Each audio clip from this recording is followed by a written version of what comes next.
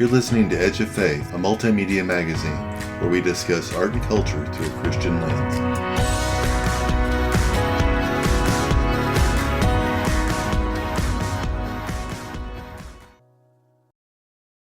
So Heather, how are you this evening? I am good, thank you. Thank you so much for taking the time to talk with us. Perhaps we should just go ahead and get started and delve right into the book, Restoring the Shattered Self. This is, I believe, the second edition. That's right. So why don't you tell us a little bit about this wonderful textbook that, and even though it is a textbook, I read it. I don't think it reads like a textbook all the time. I enjoyed it. So why don't you just tell us what you've learned and what's changed since that first edition? Well, that's great, Michael. It's actually gratifying to hear that it didn't read like a textbook, because although I did write it so that it could be a textbook for counseling students or psychology students, or even, counselors who'd been practicing for a while but wanted more information about how to treat survivors of complex trauma, I did also want to make it understandable for pastors or lay leaders or even just people who wanted to be helpful to those they knew who were struggling. So I intentionally tried to make it not sound too textbooky, not use too much psychologies or counselingese. So I'm glad Wonderful. it didn't read book. Yeah. But in terms of what the book is about, both editions are talking about complex trauma, which really is looking at adult survivors of child abuse.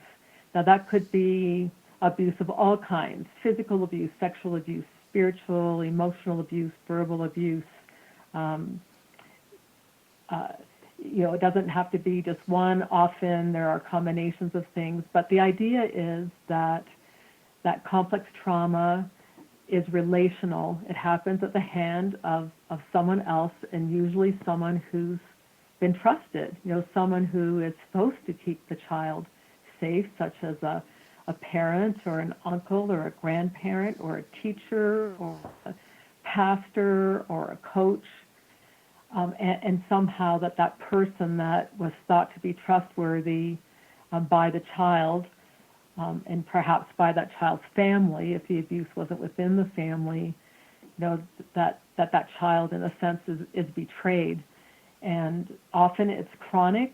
It can happen over many years, sometimes a couple of decades even, and then really impacts all kinds of aspects of development.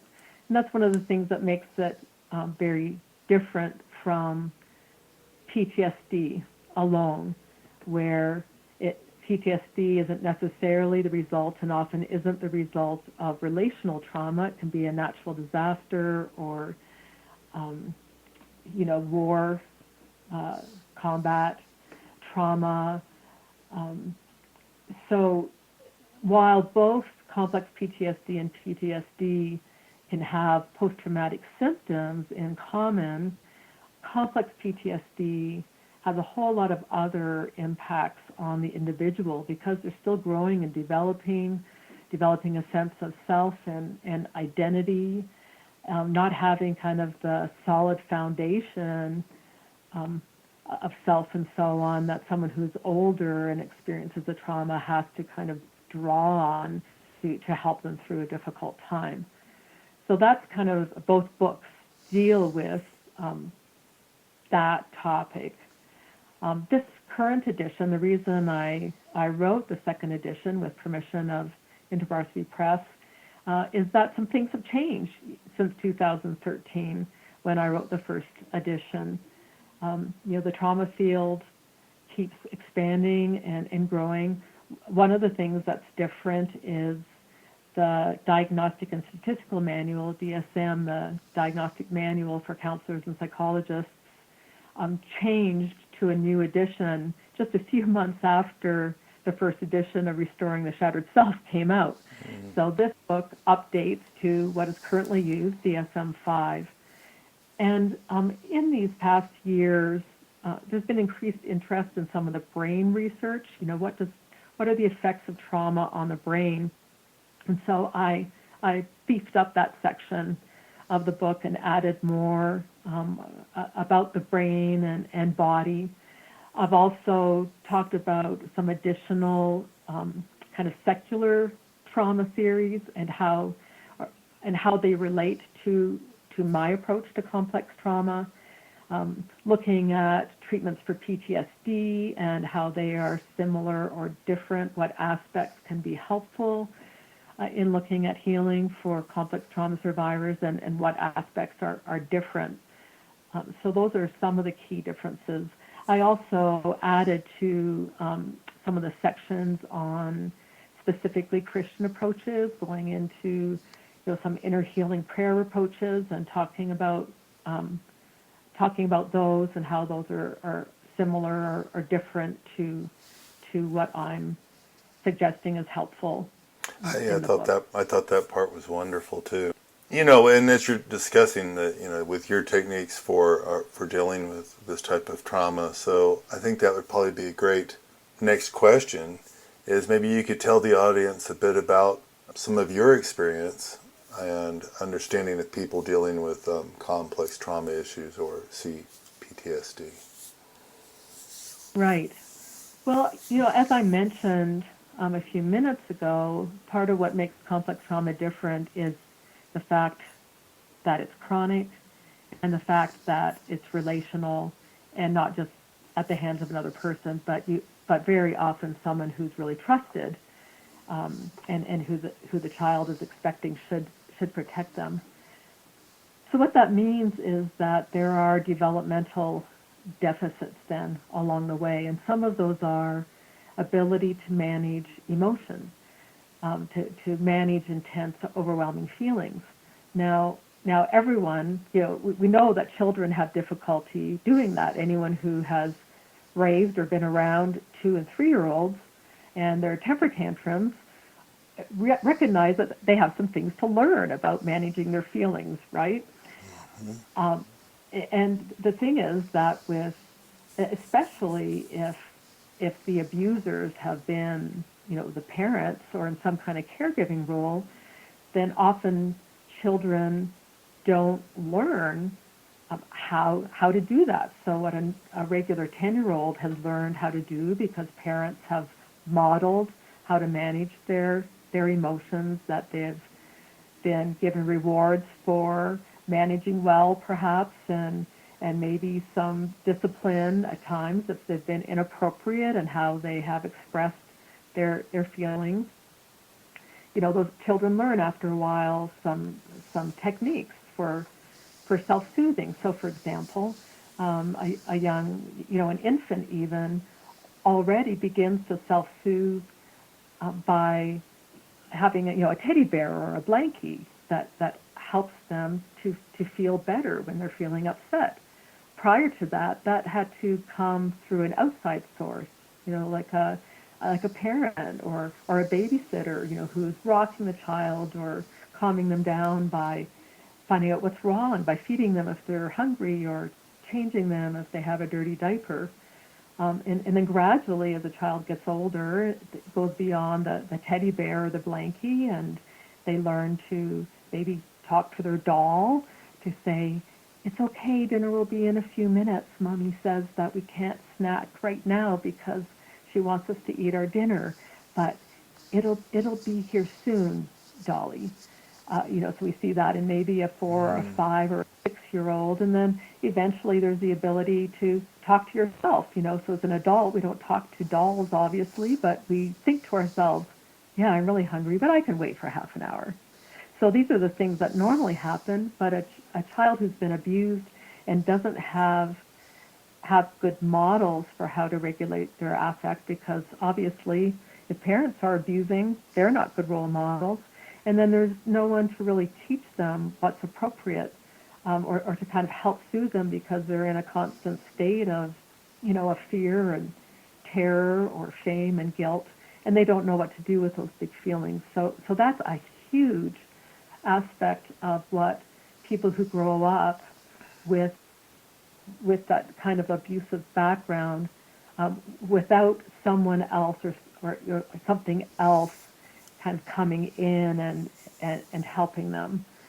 So in addition to, inability to kind of regulate their emotions, there's also the sense of identity and self that I talked about, that as children get older and get through the teenage years, they're developing a sense of who they are, and a lot of that sense comes from the people they're interacting with, the feedback they get, but especially their relationships, say, with their primary caregivers, their primary attachment figures, such as parents, who are the ones that are really feeding into that sense of a child's self.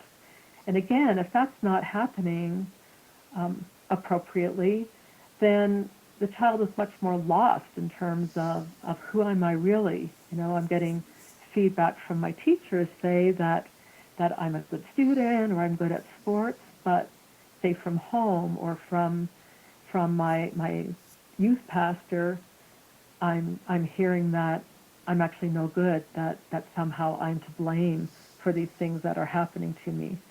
So that becomes very confusing, and people can grow up and in their 40s and 50s still not really have a good settled sense of who they are as a person. And of course, all of this impacts relationships, right? And so often people have a great deal of difficulty, especially in intimate relationships, being able to trust, just knowing what's appropriate in relationship. And the fact that we're hardwired to be relational, that makes it Yes, all the sadder. That I guess many of these children / adults, they probably, depending on how early it was and how severe, possibly face never really getting over that, right? right. Unfortunately, there are people that struggle their entire lives. And of course, the other impact that I didn't talk about is, a relationship with God is a relationship too, right? And so often, relationship with God is really impacted, because if you've never learned that there's safety anywhere, how can God be safe? How can Jesus be safe? Absolutely. It reminds me of an interview I did a couple of years back with 60 Feet. It's a missionary group that originally was going to I think it was Ghana, to try to develop water sources. But what they ended up doing was finding out about all these problems where children that aren't wanted by their parents because of the poverty end up the children that are criminals go to a criminal or to a jail, but so do the ones that are just abandoned. So all the children are basically just chained in these kind of like sheds.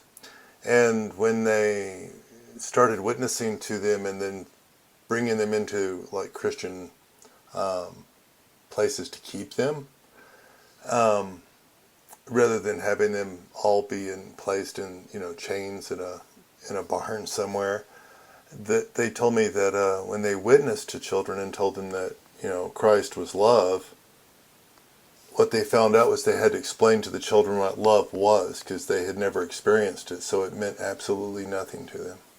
Right, exactly. And I think that's a really good illustration, is that that kind of thing happens to adult survivors, that they don't really know what love is. And so they enter a relationship desperately wanting to be cared for and wanting to be loved, but often end up in relationships where they are abused as adults. So not always. The wonderful stories are the stories where people enter these survivors' lives and actually are models of love, and can be roots to both better relationships and sense of self and relationship to God once they've experienced it in human form, or vice versa. Sometimes people are able to connect to God, which then allows them to seek out more healthy relationships. It can be one way or the other, just depending on the person. But the good news is that healing is possible, Michael. And I think Absolutely. it's really important, because otherwise it would just, despairing, seeing these people, struggling, but there is hope, there is healing, and that's a lot of what my book is about, is to show people that this is possible, that God does heal. Yeah, before I get to the next question, it's wonderful to point out that, God is there for us, and God can heal.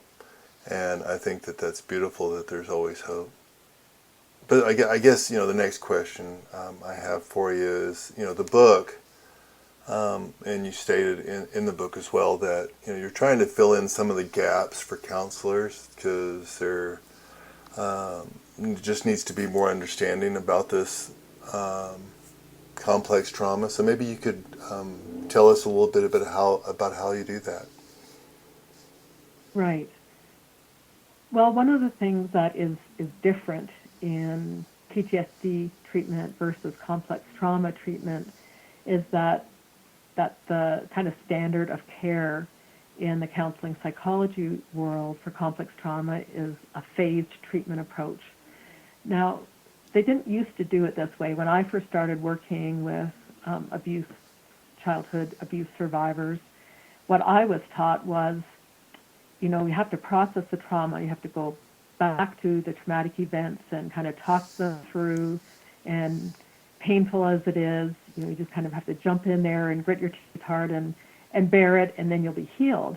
And that is true, but the thing is that if someone has been traumatized hundreds of times, it can be a long-term process.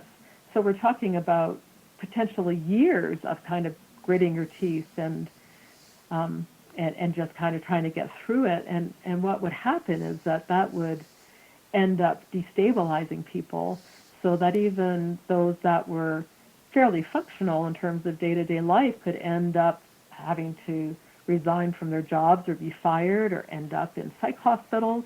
And obviously that's not what we want to have happen, right? No. So the phase treatment approach, what it does is it begins with safety and symptom stabilization. The idea is that people need to be taught and develop coping skills, ways of relaxing, of bringing their intense feelings of anxiety or panic or rage or anger kind of under better control, so that they're kind of well grounded in the current time and place, and that they're not, flashbacks aren't continually taking them, back to where the trauma was, and so on. The idea being that if you develop these skills, as well as develop a sense of safety, especially with the counselor or whoever the helper is. Maybe they're not a professional counselor, but my book is talking to professional counselors primarily, to say, hey, these things need to happen first, and you can't expect that this person is going to easily feel safe with you, because they have been hurt by other people they thought were safe. And sometimes these people have been hurt by helpers. So they've gone to a pastor, they've gone to a mentor for help and healing, and have trusted that person, and then they have in some way been abused or betrayed in some way again, which means that then it's going to take even longer to develop that sense of safety. So it's really important for any helpers or counselors to be aware that this person is not trying to be difficult. When for the thousandth time they ask you whether you're going to come back from vacation and still want to be in relationship with you, and you want to shake them and go, I've known you for 4 years, and I've always been here for you, and I've taken your crisis phone calls, and I've invited you, if it's a friend or kind of a lay helper, I've invited you over for dinner and made you part of my family. How can you possibly think that I'm going to abandon you now? It can be really hard in the helper role to not get frustrated. But the reality is these people have been hurt and betrayed so often that it's going to take a long time and many, many, many experiences of you not abandoning them, of you coming back after you've been away, of you not just rejecting them. And that's what phase one is all about. And then it's not till phase 2 that the trauma processing begins. So that could be after a few months of relationship. It could be after several years of relationship. It just kind of depends how much damage has been done, not only as a child, but by relationships in adulthood as well. And that phase really involves going through the memories, step by step, but not just talking about them, although that's important, but also experiencing some of the feelings again, experiencing some of the physical sensations, and understanding how current and past behavior is maybe connected to a specific memory. And that's a difficult process. And there doesn't seem to be any shortcutting it, really.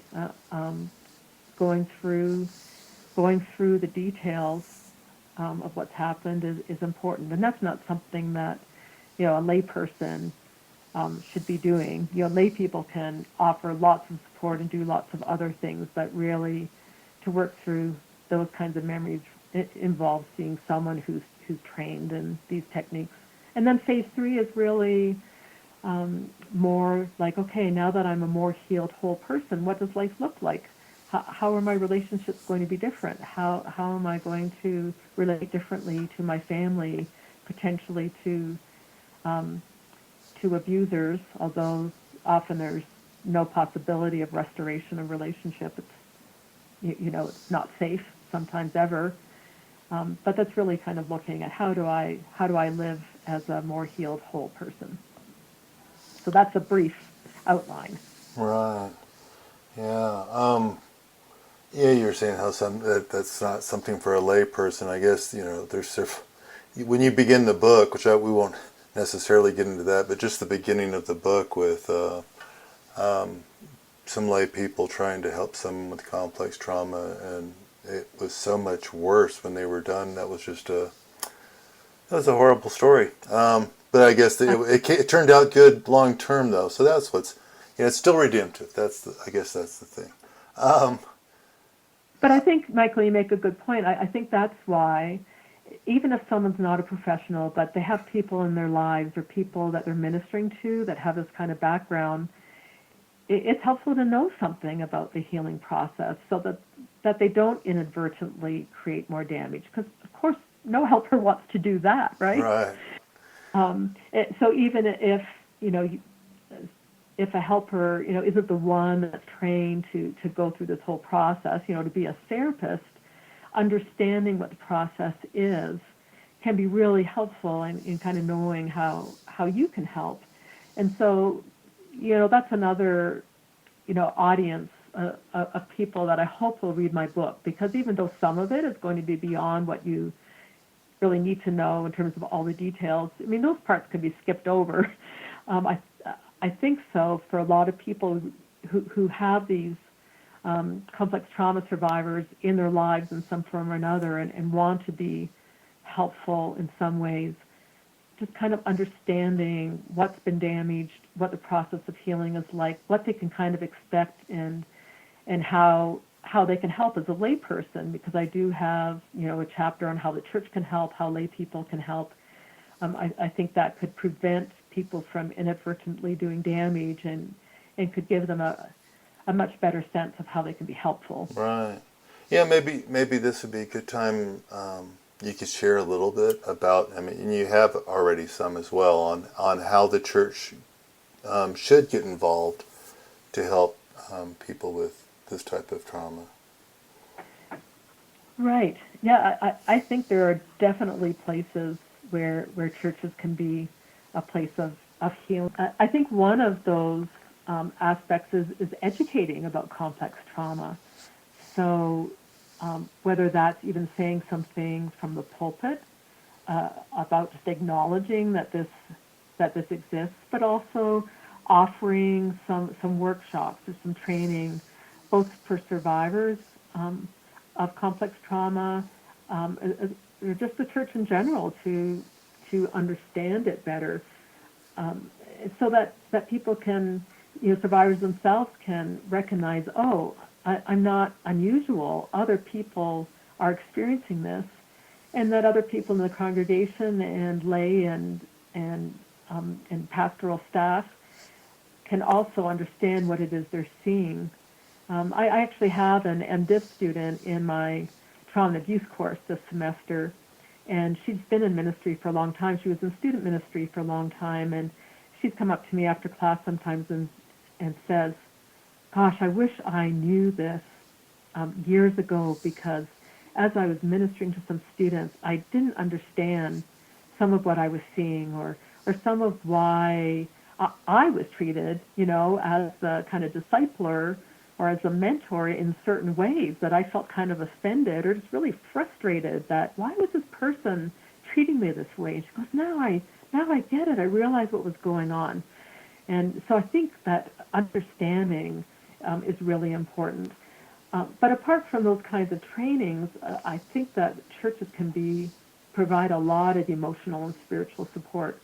And part of that is just by being there and caring, not trying to solve problems, not trying to, sometimes I think in our desperation to try to be helpful for people, we'll offer up maybe sometimes simplistic prayers or quote a Bible verse.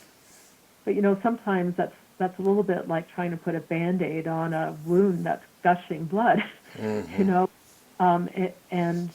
And while those verses are true and reminding someone of God's love and care, that is truth. The reality is that if they're in the middle of trying to come to grips with even questions about, like, why did God allow me to be abused? Here I was, this little kid, and I was praying for God to stop it, and he didn't. Someone who's wrestling with those issues, is not going to be easily kind of mollified by, God cares for you. But more sitting with someone, just sitting with them in their pain and being able to say, yeah, I can see why it would be really hard to come to grips with why God didn't protect you. Like, rather than give the theological answer of, well, we were created with free will, and that means that the perpetrators also had free will. I mean, those are theological truths, but that's not what the survivor needs when they are in deep pain. Right. A philosophical discussion on the problem of evil isn't really going to make them feel much better, right? Right. There are places for those discussions. I teach in a seminary, and that's a great place to have some of those discussions. But when you're dealing with a current hurt, someone who is just in so much pain and has experienced so much pain, that's not the time for those theological discussions. That's the time to just go, I'm so sorry you went. And there's been times when I've said to someone, that's a really good question, and that's right at the top of my list of what I want to ask Jesus when I see him face to face someday. It just got to be Right. humbling to go, I don't have this answer, but hey, I'm here with you in your pain. So I think churches can be really wonderful healing places if there are some people surrounding a survivor that are able to listen more than they talk, and not offer those kind of quick answers, that are just able to be Jesus' presence, Right. with people. And there are those people there. Sometimes I think but it helps if those people have some kind of education just about what's going on too. Not that they have to, but it makes it easier to, I think, sometimes just sit and kind of not try to solve the problem, but just be there. And honestly, the research has shown that both that within the therapeutic relationship, but also outside of it, relationships with people who care are the greatest healing agents. Just being there for someone, and not trying to make it go away, not trying to minimize the pain, but being able to sit there with someone in their pain is such a huge gift. And we can do that. Anyone can do that as a Christian.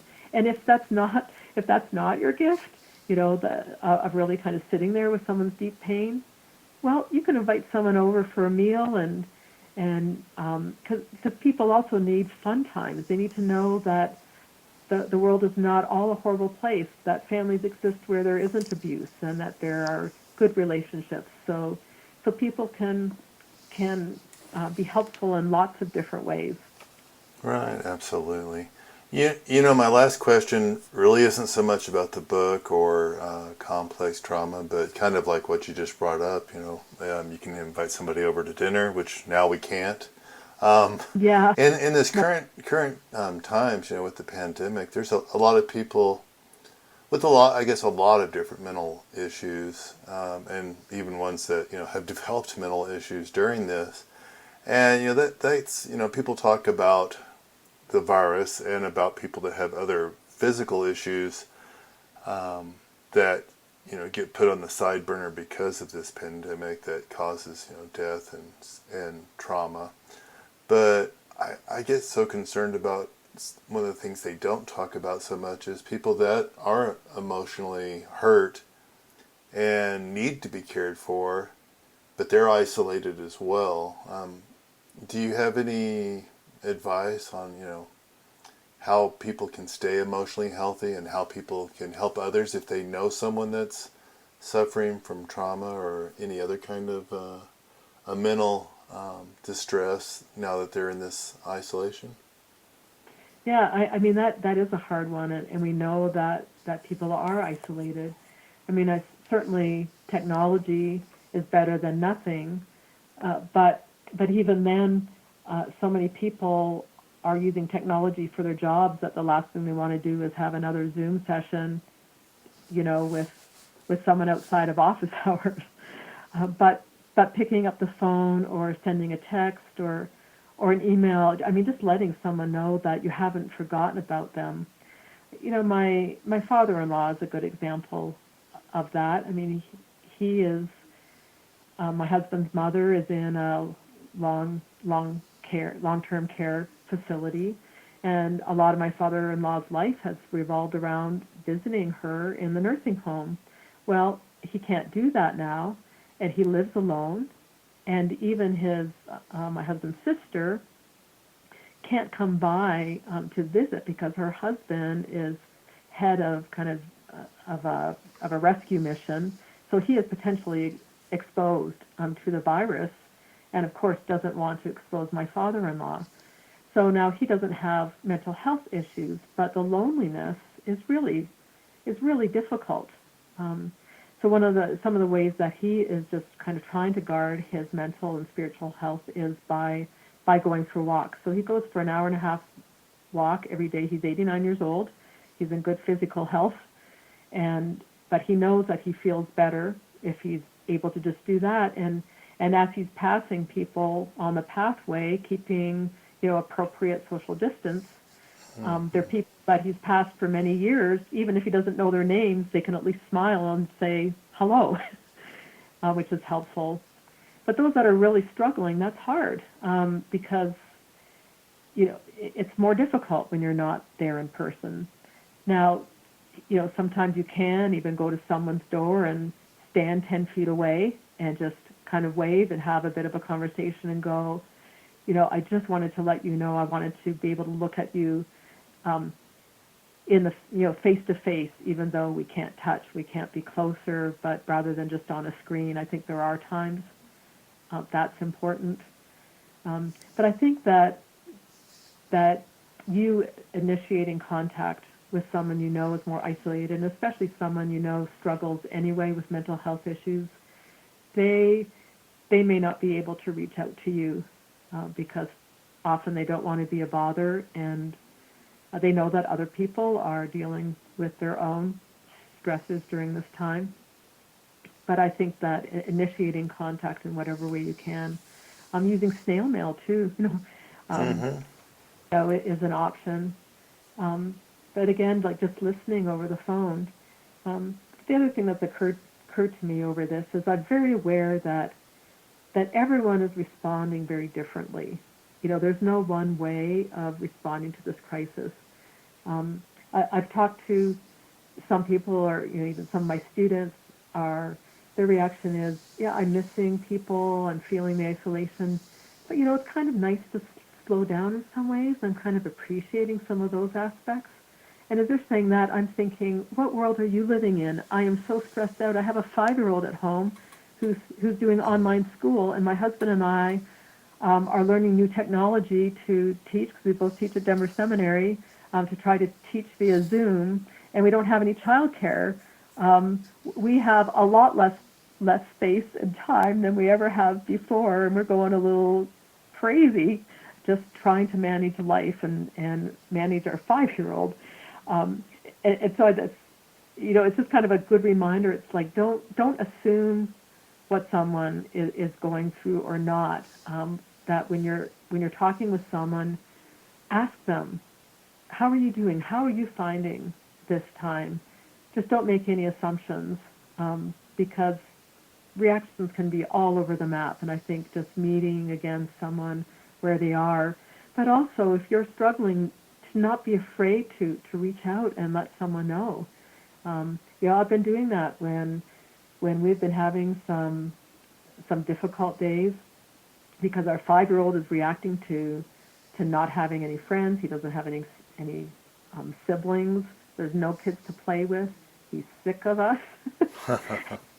um, and he's acting out. I mean, his behavior is just atrocious some days. And part of how I'm coping with that is by messaging, some of my family members that even live a long distance away, and go, hey, this is what's happening. We are really stressed out. Can you just pray? And sometimes I don't even have time to talk to them, because they'll say, well, can we have a phone call? It sounds as though you need some support. And I'm like, I would love to, but I don't have time. But if you can just pray, knowing that you know what I'm going through helps me. So I think, again, that's all about feeling free to reach out and be honest, and not think that somehow you have to be super Christian and have it all together, and that you can be honest with people, and that the people you reach out to can ask, what is it you need? How can I be there for you? So just stay as connected as possible and walk in love. Yeah. It's trying times. Ask, don't make assumptions. Exactly. All right. Well, Heather, thank you so much for sharing some of your thoughts with us, and thank you for the book. I'll repeat the book again, Restoring the Shattered Self. Thank you so much. Well, thank you for the opportunity.